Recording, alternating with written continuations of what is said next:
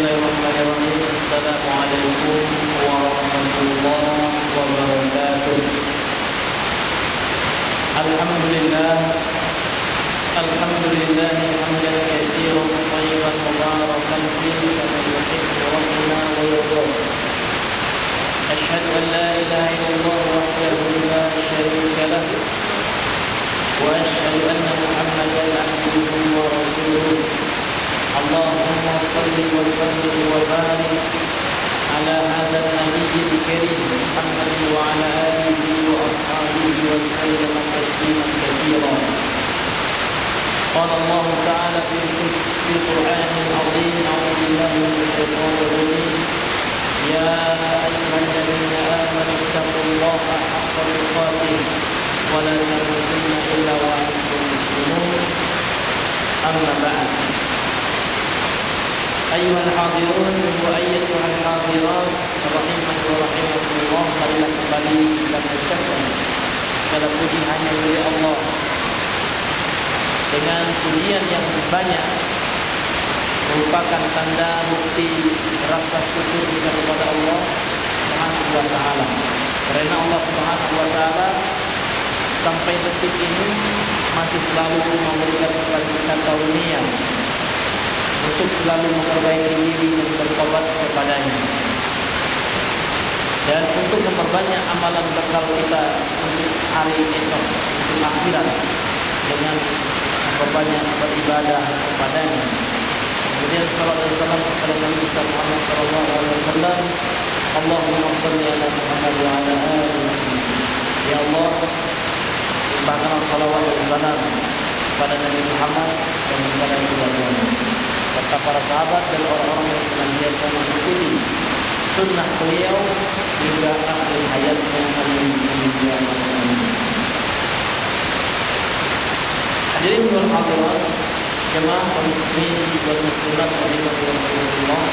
Pada pertemuan kita yang lalu kita masih menjelaskan fikih jenazah yang kita ambil dari intisari kitab Kifayatul Akhyar fi Halli Ghayatul Ikhtifar yang ditulis oleh Al-Imam Taqiyuddin Abu Bakar bin Muhammad Al-Husain Al-Hazmi Ad-Dimashqi Al-Syafi'i.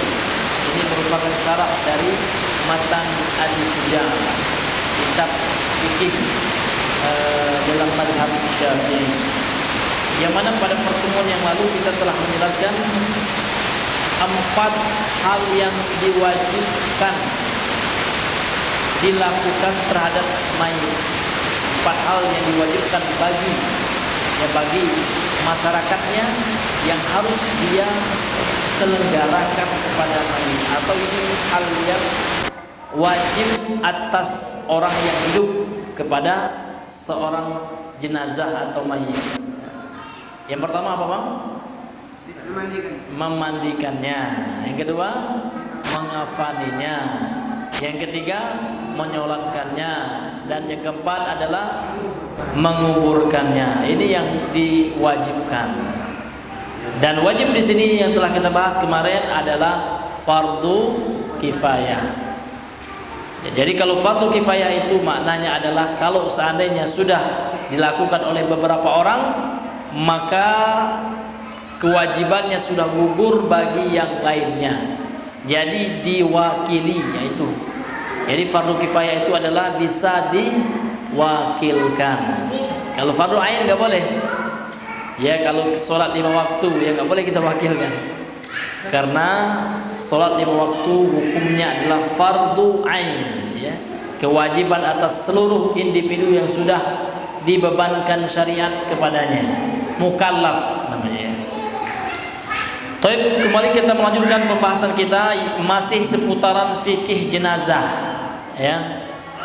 Qala al-muallif rahimahullahu taala wa nafa'ana bihi wa bi ulumihi fid darain. Berkata penulis, ya, semoga dirahmati oleh Allah Subhanahu wa taala, semoga kita mengambil manfaat dari beliau dan dari ilmu-ilmunya, dan memberi manfaat juga bagi beliau untuk kehidupan dunia dan akhiratnya. Kemudian beliau mengatakan di sini, wasani la yughassalani wa la yusalla alaihima. dan ada dua kelompok manusia. Ada dua kelompok manusia.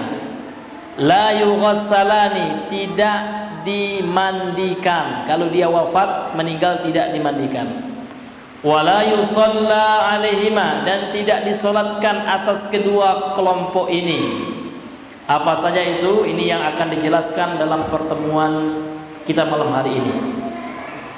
Yang pertama adalah asyahidu fi ma'rakatil kuffari, orang yang mati syahid di dalam pertempuran atau peperangan melawan orang kafir.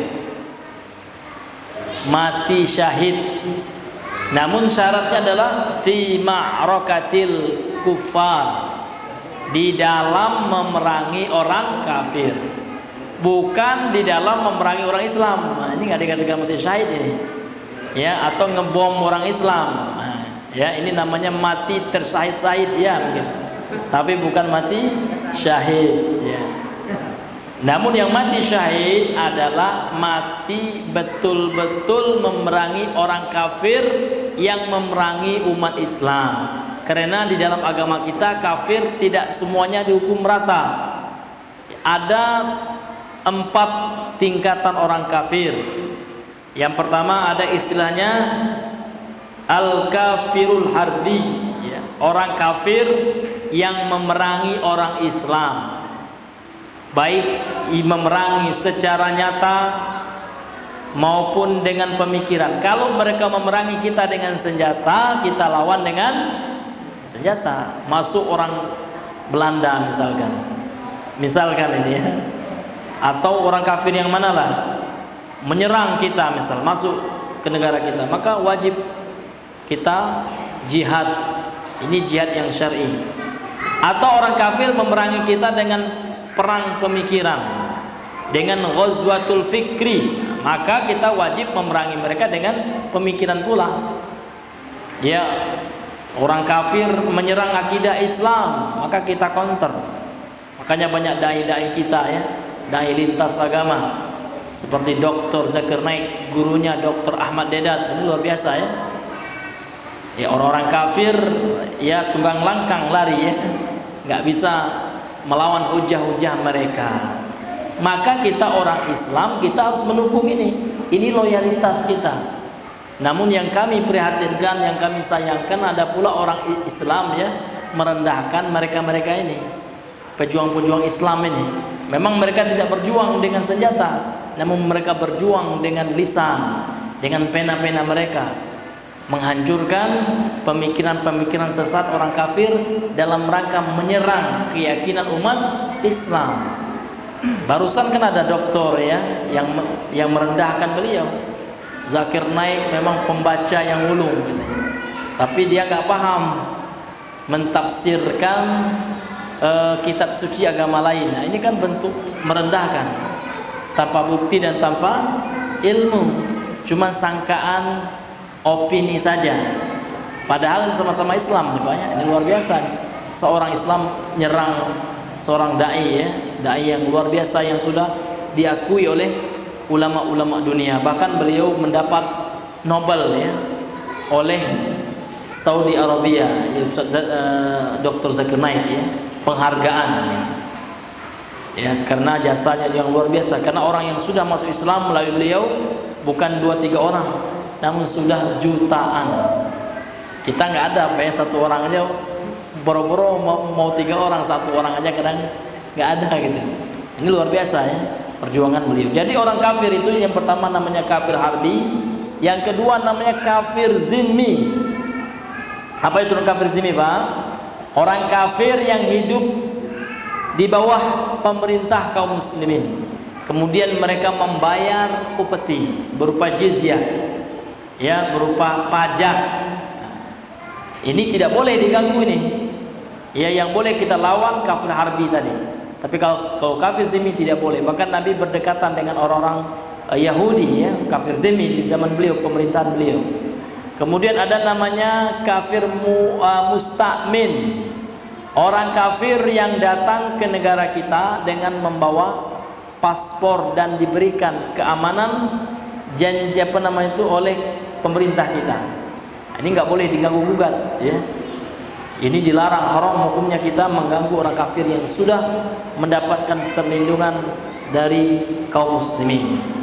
Kemudian yang keempat, kafir mu'ahad, yaitu orang kafir yang mengadakan perjanjian, baik itu perjanjian damai, ya kan, dengan kaum muslimin, maka ini juga tidak boleh diganggu gugat. Maka tidak seluruh orang kafir itu boleh dibom, ya, boleh diperangi. Sebagaimana teman-teman kita yang salah jalan, maka kita doakan jangan sampai kita salah memahami Islam sehingga tergelincir keliru, jatuh kepada paham-paham yang tidak benar, yang menyelisihi prinsip dari Al-Quran dan As-Sunnah, ya.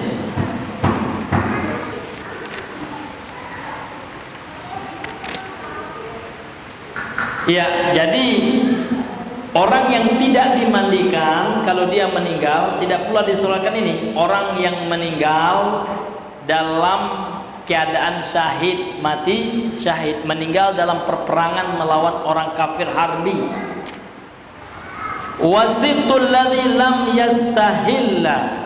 Kemudian kelompok yang kedua adalah bayi yang lahir, ya, akan tetapi meninggal, namun dia belum sempat bergerak, gitu. Ya, belum bernyawa. Artinya dia meninggal, ya, seperti keguguran lah, ya, janin yang lahir, ya. Namun ini akan dirincikan, nanti ada rinciannya, ya kan. Kalau seandainya janin tersebut adalah janin yang sudah ditiupkan roh kepadanya, ya, ini disolatkan meskipun tidak nanti dimandikan. Seperti itu. Tapi kalau janinnya itu sudah besar misalkan, nah ini tetap dimandikan dan disolatkan. Nanti ada rincian kelompok yang kedua. Kita akan membahas sekarang kelompok yang pertama, yaitu tentang syahid, orang yang mati syahid. Kemudian beliau mengatakan di sini tentang janin, ya, ini lanjutan, ini syarah, ya, pensyarah kitab ini. Qala syarihu rahimahullahu taala, berkata pensyarah kitab ini yang semoga dirahmati oleh Allah Subhanahu wa taala, wa yusalla alaihi in ikhtalaja, dan disolatkan atasnya, yaitu atas janin yang lahir meninggal, namun sebelum meninggal masih sempat bergerak, berarti masih ada nyawanya, ruhnya sudah ada. Kalau janin yang lahir sudah ada ruhnya, ini tetap disolatkan. Nah, nanti kan ada janin yang prematur, ya, belum sampai 4 bulan, ya kan, sudah keguguran orang tuanya, ini yang tidak dimandikan, tidak pula disolatkan. Kemudian beliau akan menjelaskan kepada kita pembagian syahid. Syahid itu ada 2, ya. Ada namanya syahid akhirat. Syahid akhirat ini, Pak, dia tetap dimandikan, tetap dikafani, ya. Dia dihukumi seperti jenazah yang biasa-biasa saja. Akan tetapi di akhirat dia digolongkan ke dalam kelompok orang-orang yang mati syahid. Apa saja contohnya, ini akan dijelaskan nanti. Kemudian ada syahid dunia. Syahid dunia itu apa, Pak? Orang yang mati syahid ketika di dunia dan di akhirat mendapatkan ganjaran syahid pula, kalau niatnya ikhlas, ya. Baik. I'lam, beliau mengatakan di sini, i'lam anna syahida yasduqu ala kulli man qutila zulman. Ketahuilah, kata beliau, sesungguhnya orang yang syahid, orang yang mati syahid itu dibenarkan. Artinya termasuk mati syahid, gitu, ya. Ala kulli man qutila zulman, atas setiap orang yang terbunuh secara zalim. Ini syahid dunia, afwan, syahid akhirat ini. Jadi setiap orang yang terbunuh secara zalim, misalkan, Pak, Bapak bawa motor, ya, ke Jambi jam 3 malam, tiba-tiba di tengah jalan melintas segerombolan geng motor, ini misal contoh, ya, dibegal Bapak melawan, ya. Nah, akhirnya apa yang terjadi? Bapak dibunuh. Nabi mengatakan dalam hadis sahih, ya kan, man qutila duna mali fa huwa syahid. Barang siapa yang terbunuh, ini hadisnya sahih, dalam rangka menjaga hartanya dan dalam rangka menjaga jiwanya, fahuwa syahid, maka dia mendapatkan ganjaran seperti orang mati syahid. Namun syahid di sini ini namanya syahid dunia. Afwan, salah ngomong lagi. Syahid akhirat. Apa bedanya dengan orang mati syahid di peperangan melawan orang kafir? Orang yang syahid seperti ini dia tetap dimandikan, tetap dikafan, namun ganjarannya besar di akhirat. Dia mendapat pahala yang luar biasa. Makanya seorang muslim jangan takut ya Pak ya. Jangan penakut. Jadi dengan hadis ini ada motivasi bagi kita nggak boleh takut sama begal. Ya, kita jangan cari begal pula, nggak boleh pula. Ya kan, Pak di mana tempat sarang begal? Saya mau lewat di sini. Jangan pula. Karena prinsip umat Islam itu musuh tidak dicari. Ya. Kalau musuh datang jangan lari gitu. Ya, seperti itu Pak. Ya. Ya ini Pak ya. Jadi setiap orang yang terbunuh secara zalim, nah ini masuk ke dalam kategori mati syahid orangnya. Namun syahid di sini syahid akhirat namanya. Dia tetap dimandikan, tetap disolatkan seperti jenazah biasa umumnya. Namun memang hukumnya di akhirat dia akan mendapatkan pahala di sisi Allah. Namun berbeda dengan mati syahid yang tidak dimandikan, tidak dikafani. Karena orang yang mati syahid tidak dimandikan, tidak dikafani kan luar biasa. Kalau ikhlas niatnya pahalanya luar biasa. Pahala mati syahid dunia itu luar biasa. Au mata bi gharaqin au haraqin au hadmin au mata mabtunan au mat'unan au mata ishqan au kanat imra'atun wa matat fi talqa. Ya. Atau orang yang meninggal karena tenggelam. Jadi ada orang misalkan suka berenang, ya dikit-dikit dia tanya sama temannya, di mana sungai sini Pak? Gitu kan. Hobi berenang, ya kan? Qadarullah masyafa'al, datang ajalnya, ya kan? Ketika dia berenang rupanya dia ada ada penyakit asma gitu. Ya pas berenang muncul asmanya Pak ya. Hanya sesak napas, ya nggak tertolong lagi, tenggelam meninggal. Nah, jadi orang yang seperti ini dia dapat syahid. Namun syahid apa tadi namanya Pak? Akhirat. Artinya dia tetap dimandikan, tetap dikafani. Namun dia dapat pahala orang mati syahid. Au harakin, atau orang yang terbakar. Ya, qadarullah masyafa'al, ya sedang enak masa-masa meledak gas ya Pak ya. Ya apinya kemana-mana nggak sempat lagi ya, minta tolong nggak bisa lagi ya kan. Misalkan tetangga jauh gitu ya, tidak tertolong lagi kebakar. Nah, maka orang seperti ini tetap kita mandikan Pak. Namun kalau kebakarnya seperti yang telah kita jelaskan kemarin ya kan, kalau seandainya dia dimandikan hancur, nah ini kan boleh ya, bahkan kalau seandainya tidak memungkinkan dengan air boleh ditayamumkan seperti pembahasan yang telah lalu ya. Au hadmin, atau orang yang tertimpa bangunan. Ya, qadarullah dia mungkin tinggal di Lombok ya. Lombok kan suka gempa ya. Lagi enak-enak tidur ya kan, tidur siang lagi. Ya kan, rupanya gempa nggak terasa.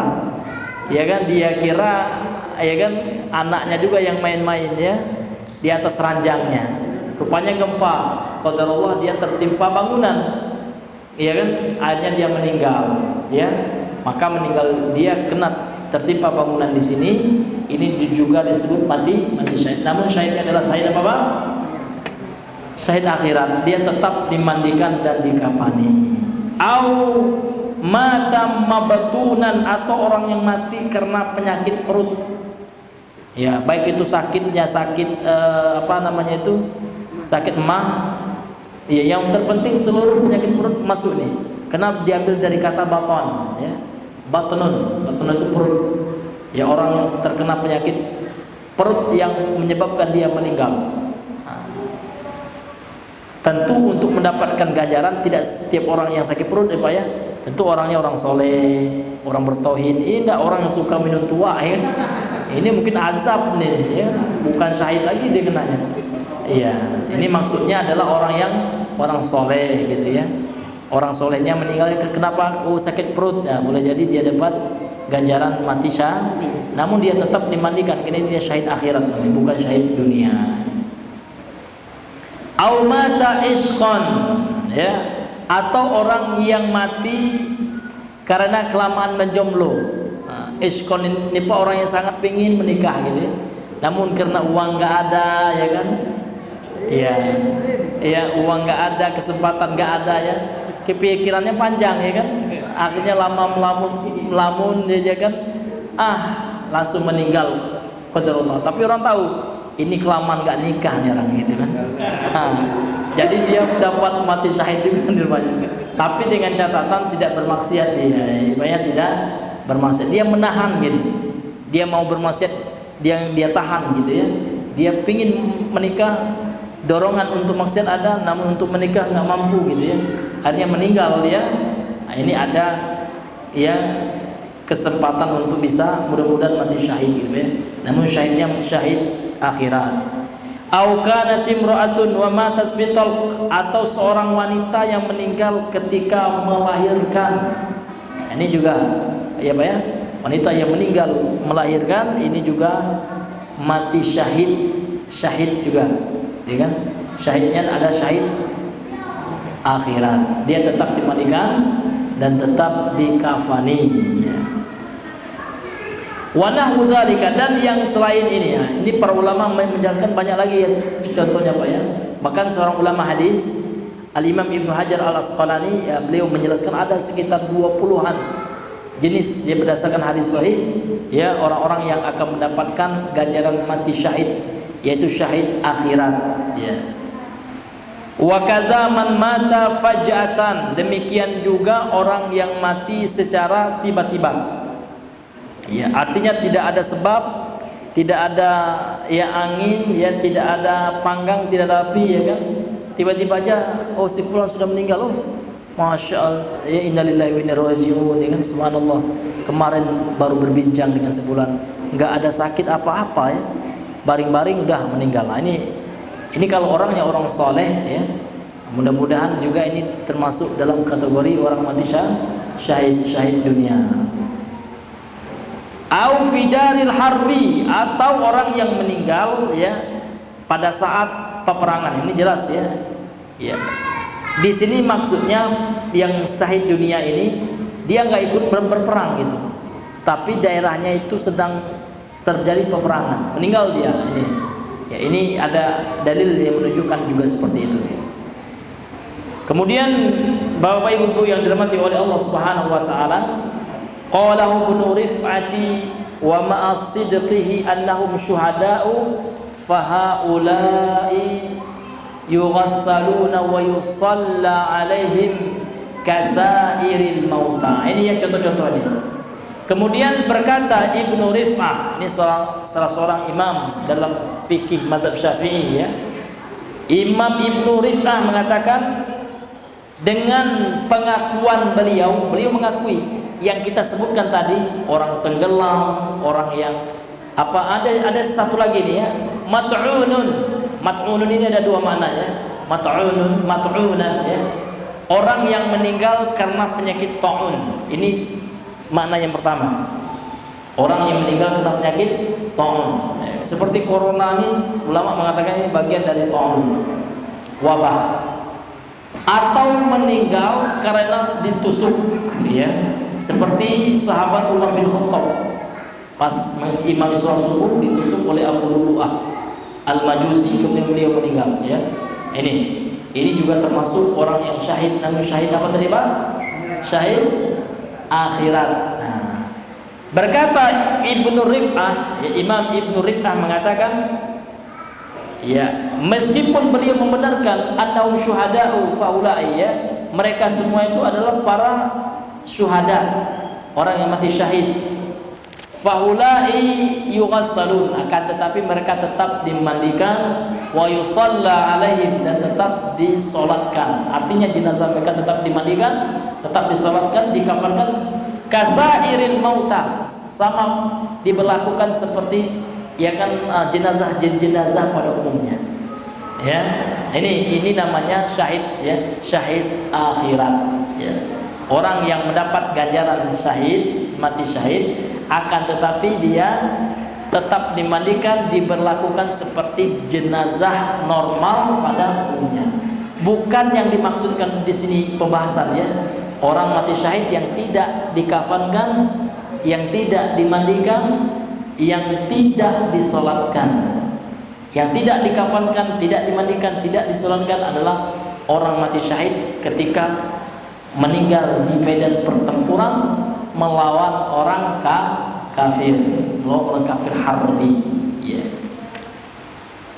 Nah, kemudian beliau mengatakan di sini, wa ma'na syahadati lahum annahum ahya'un 'inda rabbihim yurzaqun. Ini kan berdasarkan ayat Al-Quran ya. Allah mengatakan orang-orang mati syahid itu adalah ahya'un, mereka hidup 'inda rabbihim, di sisi Tuhan mereka, yurzaqun, mereka diberi rezeki. Ya, ini terkadang dijadikan dalil oleh orang-orang sufi ya, untuk membolehkan bertawassul kepada orang yang telah meninggal ya, telah wafat. Kata mereka, mereka hidup, gak boleh kita minta. Maka kita jawab, hidupnya mereka di alam kubur berbeda dengan hidup di alam dunia. Karena kehidupan di alam kubur beda dengan kehidupan di alam dunia. Alam kubur adalah alam gaib. Bahkan siksa kubur tidak bisa kita lihat dengan mata kepala kita. Coba Bapak bongkar, nampak nggak lagi disiksa oleh malaikat? Coba adakan penelitian gitu ya, eksperimen. Masukkan kamera, ada nggak? Nggak ada. Ini beda alam gitu. Alam kubur itu alam barzakh, alam gaib. Maka kehidupannya itu beda. Memang Allah mengatakan mereka hidup, mereka diberikan rezeki, tapi hidupnya nggak seperti kita gitu. Maka tidak boleh kita meminta ya kan kepada orang yang telah meninggal ya. Karena sudah beda alam.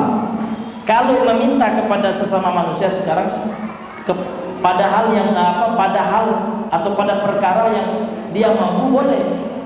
Misalkan ya saya minta tolong sama Awan ya, tolong belikan air minum, boleh ini minta seperti itu. Ini adalah meminta kepada sesama manusia dalam perkara-perkara yang dia mampu, dengan syarat orangnya hadir dan mampu. Ayakuna hadiron wa qadiran, dia hadir dan mampu. Tapi kalau orangnya itu tidak mampu dan melakukannya, ya kan, meskipun dia hadir nggak boleh juga. Pada hal-hal yang dia tidak mampu melakukan nggak boleh kita minta. Boleh jadi itu satu hal yang tidak masuk akal, ya kan? Si Awang misalkan, Awang tolong angkat ini air ini, ya kan? Bisa dia ngangkatnya.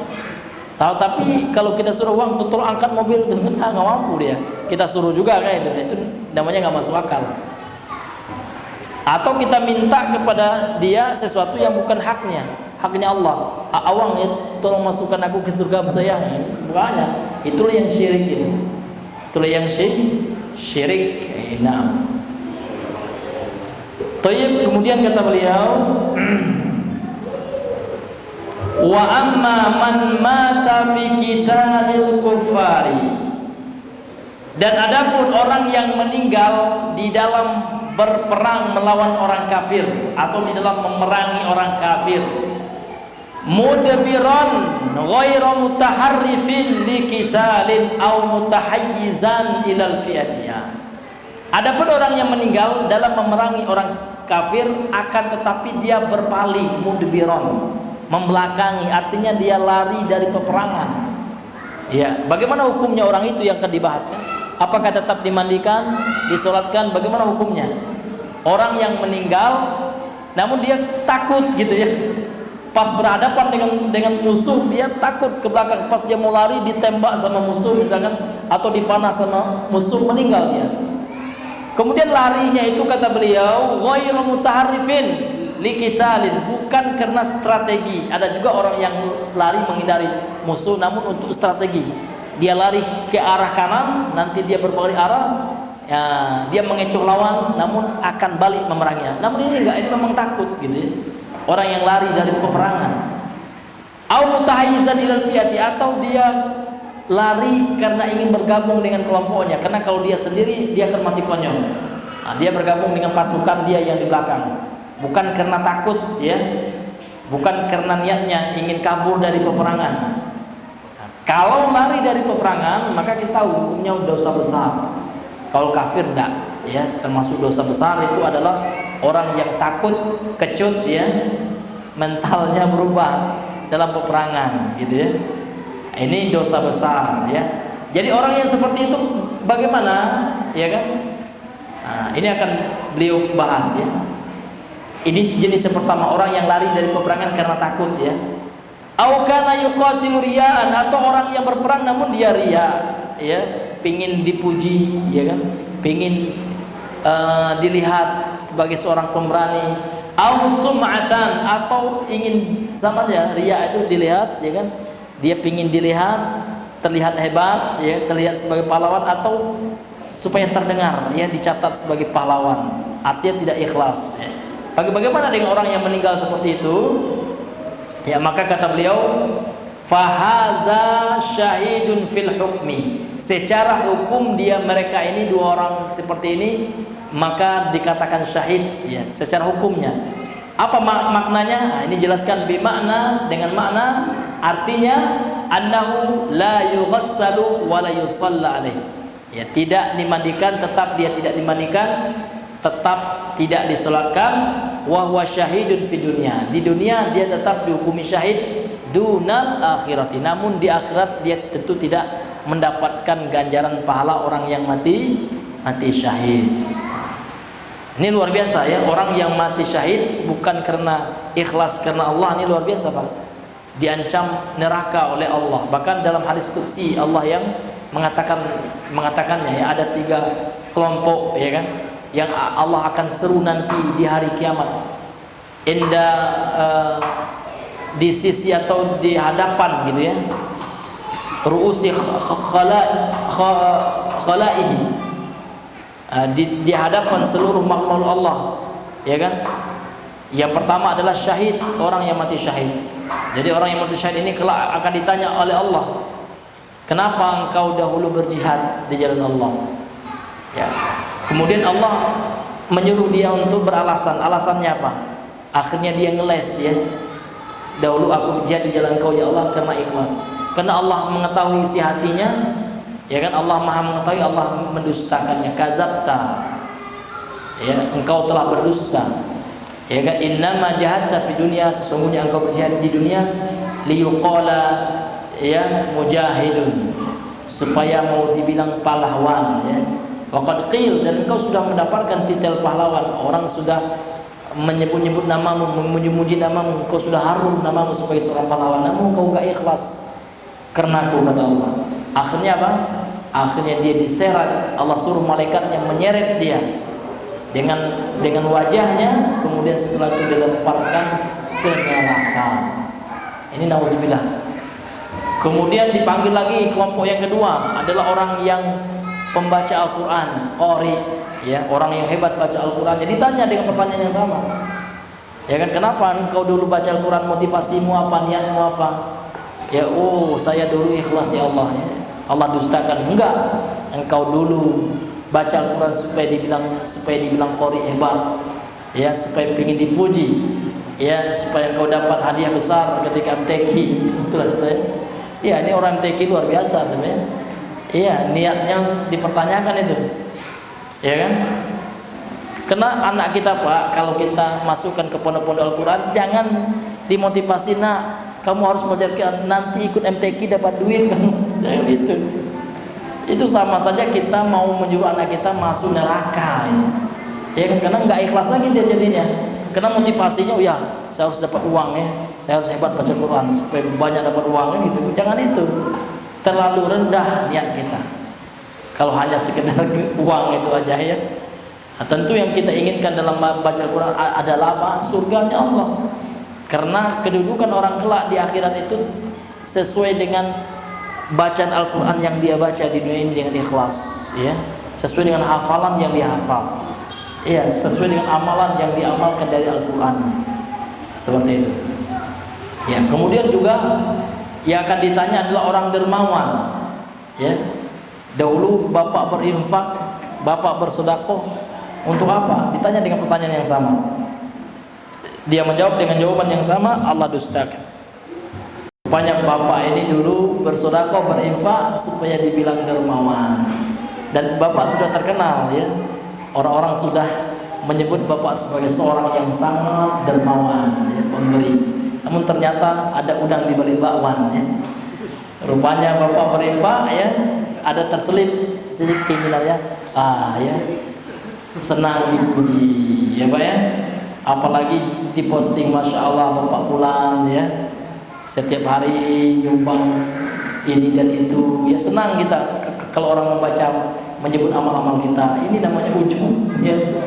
Ini semua bisa membuat kebaikan kita sirna, nggak ada apa-apanya ya. Padahal ya, apa kata penyair Pak? Apa kata penyair ya? Hal laka sirrun indallah. Apakah engkau mempunyai perkara yang orang tidak tahu? Sir, engkau dengan Allah, saya saja yang tahu. Bainaka anta wa bainallah, antara engkau dan Allah saja. Hal laka sadaqatun takhfaha. Apakah engkau memiliki sedekah yang engkau sembunyikan? La ya'lamuha illallah, yang Allah saja yang tahu. Enggak ada orang yang tahu sedekah yang engkau sembunyikan. Kisah surah tuksha ya, la tukshafa ya, tidak akan terbongkar, kelak nanti Allah yang membongkarnya. Itulah orangnya ikhlas. Dia bersedekah, tidak ada orang yang tahu Pak ya. Hatta la ta'lama ma tunfiqu yaminhu ya, sehingga tangan kirinya aja nggak tahu. Itu istilah kiasannya. Seorang yang bersedekah, apa yang disedekahkan oleh tangan kanannya, tangan kirinya nggak tahu. Ini luar biasa Pak ya, orang ikhlas. Sekarang kan nggak, dikit-dikit sedekah selfie dulu lah ya, tag ya, share ya. Alhamdulillah pagi ini sedekah, Masya Allah ya, mantap ya. Akhirnya muah ya gitu. Iya.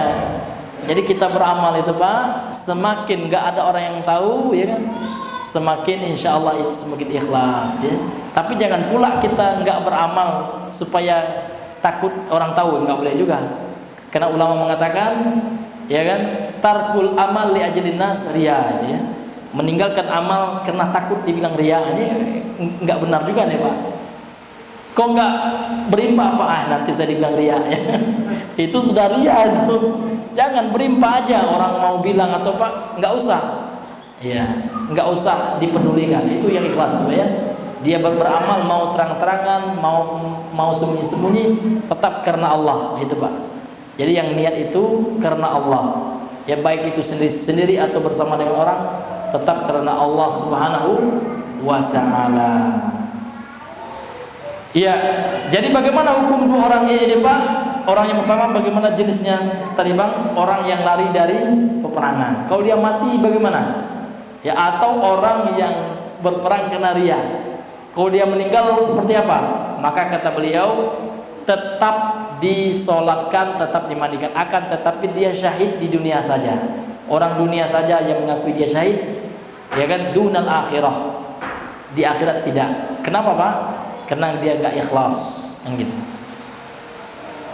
Wa amma man mata fi qitalil kufari bisababil qitali ala wajhil mardi fahada syahidun fi dunya wal akhirah. Dan adapun orang yang meninggal di dalam memerangi orang kafir, arti dia berperang dengan orang kafir, yang meninggal dia, mati dia, bisababil qitali, disebabkan kena peperangan, ala wajhi mardi ya, sesuai dengan cara yang Allah ridhoi, fahada syahidun fi dunya, maka orang ini akan mendapatkan syahid di dunia wal akhirah. Artinya di dunia dia diakui syahid, di akhirat dia dapat ganjaran syahid yang sebenarnya. Inilah yang syahid yang kita damba-dambakan. Ya Pak ya, boleh nggak kita bercita-cita Pak untuk mati syahid? Ya, jawabannya Bapak, boleh nggak? Dianjurkan gitu. Barang siapa seorang muslim yang tidak ada keinginannya untuk mati syahid, ya kan? Nah, dalam sebuah riwayat dikatakan lam yajid urfal jannah, dia nggak dapat bau surga gitu. Jadi seorang muslim itu jangan penakut Pak ya. Karena mati syahid itu luar biasa Pak ganjarannya ya. Tapi syahid yang benar Pak. Makanya orang banyak terobsesi jadi teroris, tapi yang salah. Tapi yang kita syahid yang benar, jihad yang benar. Jihad di bawah pandu pemerintah yang sah. Ya, kalau jihad itu ada dua. Ini ada fikihnya ini sebenarnya. Jihad ada dua. Ada jihad difai. Jihad difai itu gimana Pak? Orang kafir sudah masuk ke kampung kita, ke negara kita, sudah bawa pasukan ingin menyerang kita. Ini fardu ain. Tidak butuh izin kepada pemerintah, kita serang mereka. Iya, kalau kita meninggal luar biasa pahala. Ini disebutkan dalam hadis yang sahih, dia akan bisa mampu Allah memberikan syafaat kepada 7 keluarganya. Bahkan dalam riwayat yang lain dikatakan 72 keluarganya, luar biasa. Kemudian dia akan diberikan 70 bidadari. Kemudian dia akan masuk surga tanpa hisab dan tanpa diazab. Langsunglah masuk. Tidak ada tanya-tanya lagi gitu. Ayo. Kemudian dia akan terbebas dari azab kubur. Ini banyak ini. Tapi yang syahid yang sebenarnya bukan syahid bunuh orang Islam, ngebom masjid, bukan. Artinya betul-betul melawan orang kafir yang memerangi kita umat Islam. Dah suatu bang? Iya. Taib ya. Karena waktu sudah masuk, ya insya Allah ya kita akan lanjutkan pada pertemuan yang selanjutnya. Namun jihad di sini jihad yang syar'i, bukan jihad ala khawarij, ya jihad melawan pemerintah yang Islam. Itu salah kaprah, ya. Ini berperang melawan orang kafir, bukan sesama Islam. Ini jangan salah diartikan. Nanti tawuran sama-sama anak SMA dibilang pula cari mati syahid ya. Serang SMA 2. Nah, ini salah kaprah, ini bukan mati syahid ya, Pak. Ini mati tersayid-sayid. Ini bukan jihad, itu jahat namanya. Iya. Wallahu taala a'lam bishawab. Subhanakallahumma bihamdika asyhadu an la ilaha illa anta astaghfiruka wa atubu ilaik. Assalamualaikum warahmatullahi wabarakatuh.